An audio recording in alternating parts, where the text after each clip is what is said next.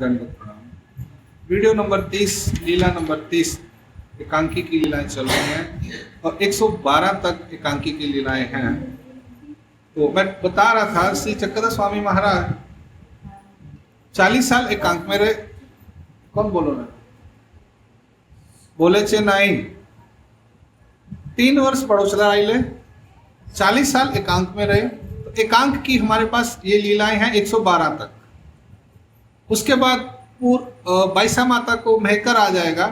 मेहकर में बोने भाइयों के साथ स्वामी रहना शुरू करेंगे, 6 महीने वहां रहेंगे, फिर वहां से बाईसा माता को प्रेमदान देंगे।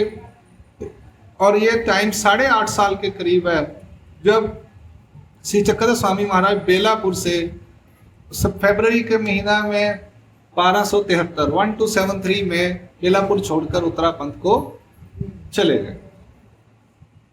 ठीक है जी। तो 48 ईयर्स महाराष्ट्र में रहे।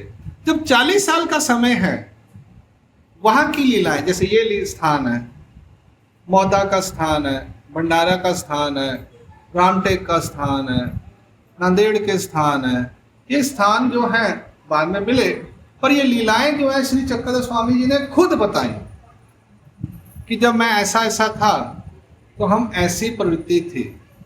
तो स्वामी ने बताई, इसलिए हमारे पास आई है ये लीलाएं कि हम वो बताएंगे चक्रपाणी महाराज का देह कैसे छूटा, हमने घर कैसे छोड़ा, हमने ज्ञान शक्ति कहाँ से स्वीकार की। तो ये सब मैंने 6 बातें कल बताई थी ना आपको, 6 घटनाएं। 6 घटनाएं याद रखने अच्छी तरह से। अब हम आगे की लीला देखते हैं। मार्गी चरमकारा स्थिति विद्या प्रदान, लीला नंबर 30। बीड़ा जवली गावा एकी बीजे करिता मार्गी पवे, पोहिचा देव की लीला है ये। कहाँ की? पोहिचा देव, बीड़ के पास है ये, घाटावर। हाँ, मार्गी पवहा, तया पासी पिंपल होता, वहां पर पिंपल का झाड़ था। तया वृक्षातली गोसावियासी आसन से, स्वामी अकेले घूम रहे थे। अभी नांदेड़ से घूमते घूमते उधर से रास्ता है, नांदेड़ से उधर मैं गया हूँ माहौल, तो भीड़ से होकर गए थे हम। मोटा रोड है, पंचालेश्वरून जायचे, बीडच्या अलीकडे ते हायवे निघतात, भूल गया मुझे गाव का नाम, काहीतरी डॅम सुद्धा आहे तिकडे। पंचालेश्वरला गेले तर बीडला जायचे, रस्त्यातून फाटा फुटते तर सरळ खाली नांदेडला जाते। स्वामी नांदेडवरून त्याच मार्गाने तिकडे आले असेल। हाँ, अकेले आदमी कहीं भी चले जाता है, टेंशन नहीं, कोई मेंशन नहीं। त्या वृक्षातली गोसावी आसन से, स्वामी पिंपलाच्या झाडाखाली बसले होते। त्या एके गावीचा हाट झाला, त्या दिवशी बाजार होता। तब चामारू आणि चामारी हाटा गेले होते। चामार आणि चामारी हाटा बाजारात सामानासाठी गेले होते किंवा कामासाठी गेले असेल। ते दोघे हाट करून आले, बाजार संपला की परत येत होते। चामारू तन्हायला, त्याला उसको प्यास लगी थी। पवे उदका आला, पानी पीने के लिए आया। तब गोसाविया ते बैसल्या देखिले, स्वामी को पीपल के लड़के से देखा आणि गोसाविया पासी आला, स्वामीच्या जवळी आला। दंडवते घातली, श्रीचरणा लागला, पुढा बैसला। गोसावियाचे सौंदर्य देखोनी पाहो लागला, स्वामी की सुंदर श्री मूर्ति को देखकर वो देखता ही रहा। पुढू वाटोवा सोडिता बिन मिले, जी मज बीड़िया देव येतील, उसने अपना निकाला वो सुपारी का, ऐसा पुड़ू वाटोवा पर्स होता था, ऐसे गुण डालते थे। उसने खोला, कहा महाराज क्या मैं आपको ये दे सकता हूं? मज विडिया दे तो ये येतील, क्या मैं आपको ये विडिया दे सकता हूं? सोडे म्हटले तैसे येत काय नाही, माणसाने इकडे बसा, काय नाही।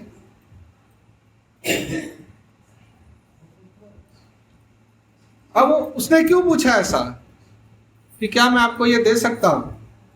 वो चमार उस जाति का लोग मानते होंगे ना उस वक्त कि तो शूद्र के हाथ का नहीं खाते होंगे, ऐसा कुछ होगा, उसके साथ ऐसा होता होगा ना, इसलिए उसने पूछा कि हमारे हाथ का तो लोग खाते नहीं, तो मैं पूछ लेता हूं क्या आपको मैं दे सकता हूं? स्वामी सर्वदय मणित तैसे एथ काही नाही, हमारे मन में ऐसा कोई भाव, अमीर गरीब का, छोटे बड़े का कोई भाव नहीं है।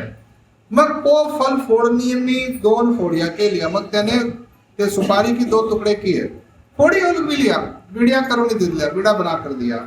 तर मागल्याकडून चामारी आली. ती अशी विडा मागून त्याची बीवी आली, बायको आली, त्याला काहीतरी खाण्यासाठी दिलं. आपण ही विडा घेतला. तर तिया म्हणितले, उठीसी ना गावा जाओ, सांगात गेला. तर चामार त्याची बायको म्हणाय, उठ आता चला, उशीर होऊन राहिला, रात्र होऊन राहिली, सोबतची मंडळी पुढे गेली. तर त्याने मागितले, पारुख पारुख मग जावं, थोडा थांब ना, थोडा थांबा, मग जाऊ ना आपण, घाई कशासाठी करतात. क्षण एका मागोते तिया म्हटले, उठी गा चाल, लोग दूरी पावला. चलो उठो भाई, चले, लोग दूर निकल जाएंगे. मानुसाची निहारी झाली, यहाँ कोई इंसान नहीं है, अंधेरा हो रहा है. गोरुने गावाकडे निघाली, वेळ झाला. आणि गैया सुद्धा परत गेल्या गावात, उशीर होऊन राहिला, वेळ झाला, रात्रि का सूरज डूबने वाला है. कोना कभी कई घोंगड़ा हिरू पहाते सी, अरे रात को कोई चोर आएगा और तुम्हारा सामान ले जाएगा, रास्ते में लूटने वाले, तुम्हारे को ये मानने हैं अंधेरा हो जाएगा तो उठेगा चल. और वो पत्नी ऐसा बोल रही है बार बार, उठो उठो, चलो चलो जल्दी चलो. उड़ती त्रिशुद्धि दिया मानितले, 3 बार उसने कहा पत्नी ने. त्रिशुद्धि तेने तैसे जी उत्तर दिले, तो ना उठीची. वो जो व्यक्ति था वो उठ नहीं रहा था. उसकी पत्नी ने 3 बार बोला, और 3 बार गुस्सा आ गया उसको, ऐकत नहीं. अब क्या बोली, मग तिया म्हटले, हांगा तू नाही असे, तू आने वाला की नहीं आने वाला, मैं जाऊं क्या. तर त्याने म्हटले, ना मी नाही येत, तुझा. तिया म्हटले, तर ती मी जाऊ, मैं जाऊ, तर जाऊ जाऊ तुम. आणि पॅल ठावा वेरी गेली. तर रागा रागा तिकडे तिकडे थोडा लांब, मग परत पाहिला, येत आहे का.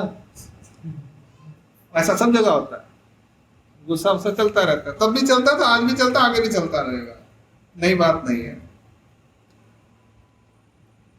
हाँ, आणि पॅल ठाको वेरी गेली. तथा तू क्या ऐसी गेली, आणि मग ती आली आणि परत आली. हा मालूम है. मग म्हणितले, कांगा तू ये ना ऐसी.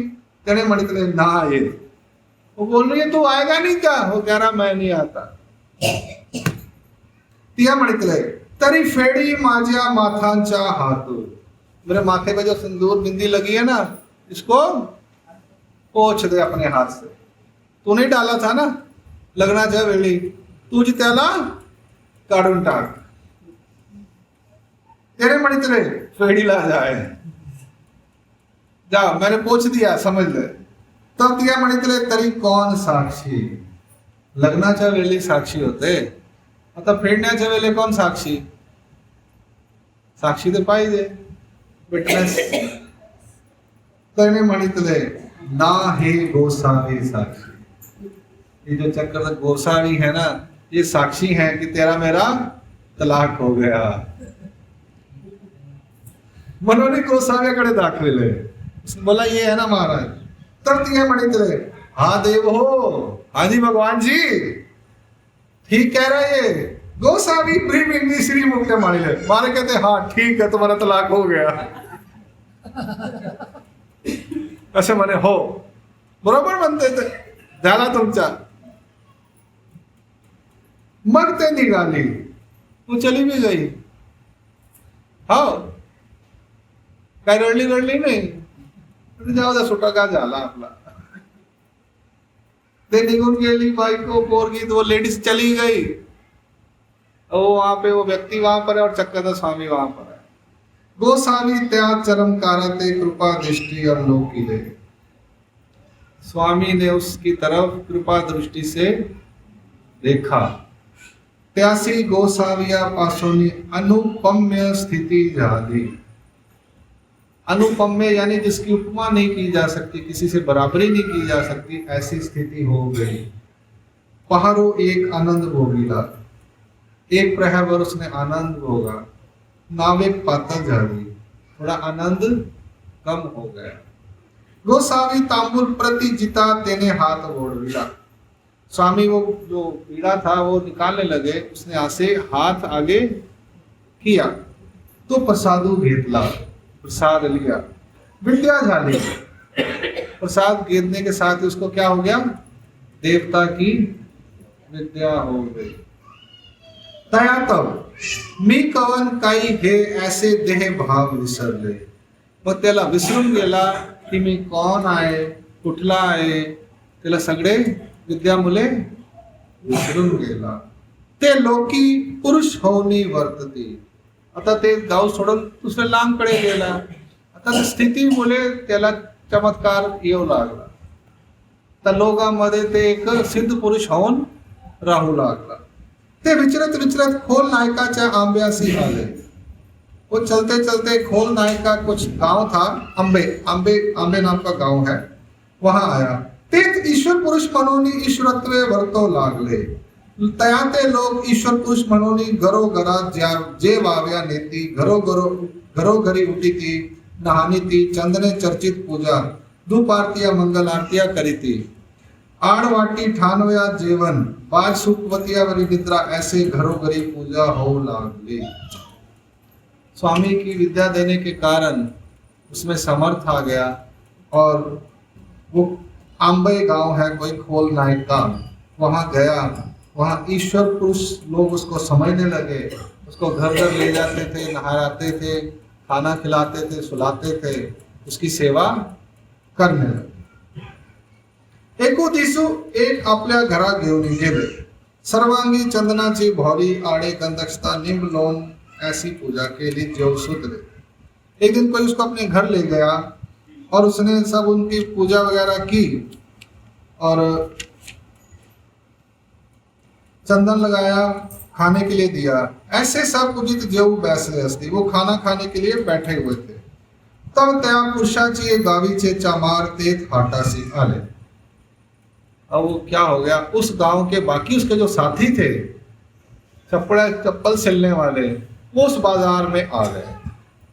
त्यांतु एक पहनाचे जूते द्याव्या त्या घरासी आला. अभी ज्यादा दिन नहीं चलता. अब उनमें से कोई एक व्यक्ति उस व्यक्ति के घर चप्पल देने के लिए गया. तेने तयाते तैसे वर्तता देखिले आणि तयाते म्हणितले. उसने देखा कि उसको बिठाकर पूजा वगैरह कर रहे हैं. उस व्यक्ति ने कहा, हारे तू जैसे काई जाले, अमुका तमका तो तू न वैसी. उसने कहा, अरे तू तो हमारे गांव का वो है और तू ये बाबा बन के बैठा हुआ, ईश्वर पुरुष बन के ये कब क्या कर रहा है. तब देख ब्राह्मण होते, वहां पर ब्राह्मण थे. तयासी पूछिले याति ऐसे कितनी दिस करिता. वहां ब्राह्मण लोग थे. उस व्यक्ति ने पूछा जो गांव का उसका मित्र था, ये कितने दिन से तुम्हारे घर में रह रहा है यहाँ गांव में, और ऐसा तुम कब से इसकी पूजा कर रहे हो. ते ही ब्राह्मणी मणितले. ब्राह्मण ने कहा, ना ऐसे आमी बहुत दिस करी तो सो. हम बहुत दिनों से इसकी पूजा कर रहे हैं. याते तो ओलखता से, तुम इसको जानते हो, पहचानते हो. तेरे मणितले, हाँ मैं जानता हूं. ब्राह्मणी पूछले, हाँ कवन, ये कौन है. तेने मणितले, ना हाँ आमची गावीचा सामाचा मारू. ये तो हमारे गांव का सामचा मारू है और तुम इसको पूजा कर रहे हो. हाँ आमच्या गोतीये याची माय बापू याते पाहत असती. इसके माँ बाप तो इसको ढूंढ रहे हैं. हाँ ये तो देवो जाला, ये तो यहाँ भगवान बन के बैठा हुआ है. ये ने गाँव बिटाड़ीला, इसने गांव को बिटाल दिया, खराब कर दिया. ते ही ब्राह्मणी कांटालोनी मणितले. अरे अरे अरे अरे अरे ये क्या अनर्थ हो गया. ऐसे आया रे कैसा अवगा लोको बिटालीला. ऐसे एर पूसे अवगा याइकले. फिर वो सारे गांव में बात फैल गई. अरे गलत हो गया काम.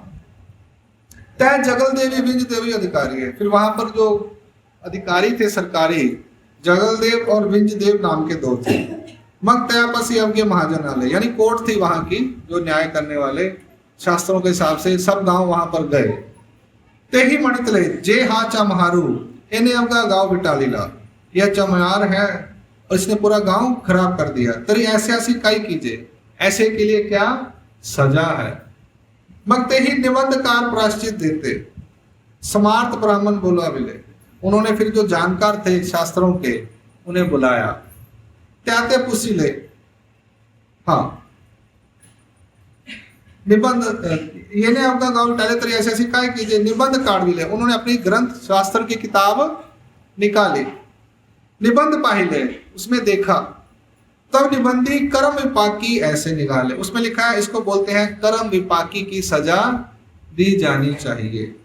जे अकल्पित करावे, जो बिना ऐसा जो अकल्पित कार्य है ऐसा इसको करना चाहिए। ऐसा करो कि इसको खत्म हो जाए। मंगते ही मणितले यासी अलोपी करावे, इसको खत्म कर दो। अभी वो कोर्ट में जाते हो ना, तो कोर्ट में वो किताब बनी हुई है किस सजा की, किस कर्म की कौन सी सजा है। कोर्ट होते ना, 3 साल 5 साल फांसी देनी है या क्या करना है, वो ऐसी किताब थी पुराने जमाने में। अब कोर्ट बन गए हैं, पहले गांव गांव में अधिकारी थे सरकारी, वो निकालते थे। तो वही किताब थी, उसमें ऐसा है कि इसको अब मृत्यु देनी है। अब मृत्यु कैसे दी जाएगी वो देखिए।